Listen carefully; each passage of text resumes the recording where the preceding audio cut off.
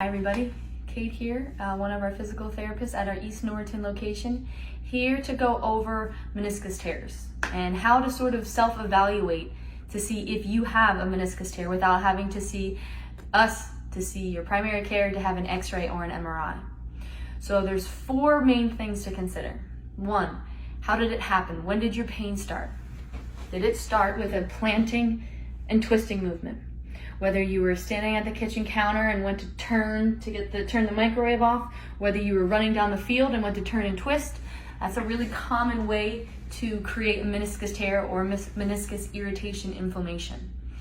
Two, do you have a history of popping, clicking, locking, your knee buckling, also associated with a meniscus tear?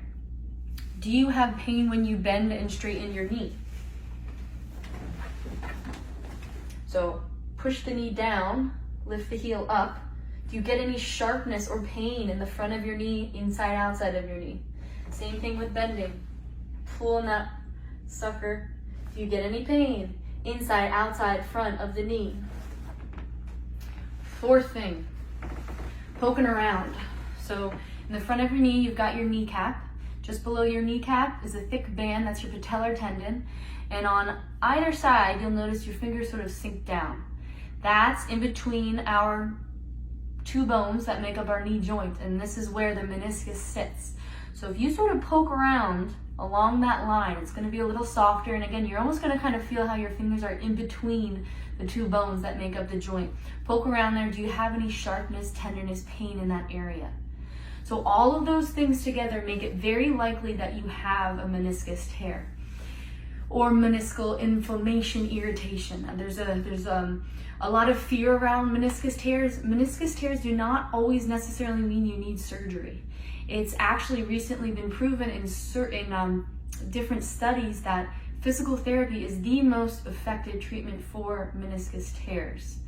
So what I would strongly encourage you to do is, if you take yourself through these different questions and different little examinations and you're suspicious, like, oh, these are all positive, this really fits with what I'm dealing with, get to a physical therapist. Our job is to be able to evaluate whether or not strengthening, flexibility, motor control, posture, if those things can help address the situation. Or do you need an injection?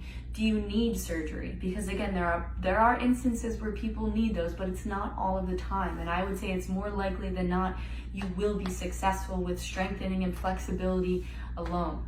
Okay, so if you are concerned about a meniscus tear, or if you have any questions about this little evaluation that I took you through, please give us a call.